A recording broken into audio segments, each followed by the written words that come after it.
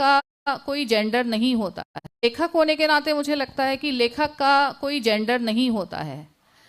ये बात ज़रूर है कि एक स्त्री लेखक स्त्री के मन की बात बहुत अच्छे तरीके से लिख सकती है और पुरुष लेखक पुरुष के मन की बात अच्छे से लिखता है। हालांकि जब हम कुछ लिख रहे होते हैं तो हम सभी तरह के पात्रों से डील कर रहे होते हैं, वो स्त्री होता है, पुरुष होता है।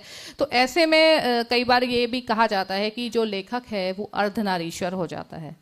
तो शिकायत इस बारे में है कि मैं चाहती हूँ कि लेखकों को जेंडर के श्रीमती या सुश्री इन संबोधनों से मुझे लगता है मुक्त करना चाहिए। सुश्री पहले से चीज़ें चली आ रही हैं, उनको नकार के अपना सच देखना।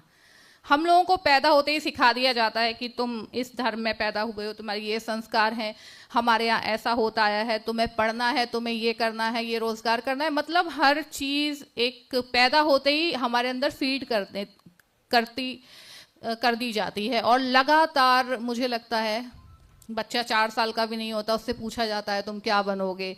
अलग अलग लोग अलग अलग बातें उस पर थोपते हैं।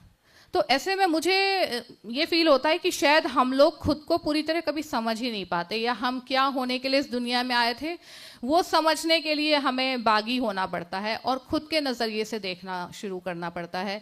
तो इस लाइन का यही मतलब है कि जो आपकी बुद्धि को सही लगे। और बुद्धि कैसे डेवलप होती है? जब आप खुद के नज़रिए से देखते हैं, समझते हैं, अच्छी किताबें पढ़ते हैं, दुनिया घूमते हैं,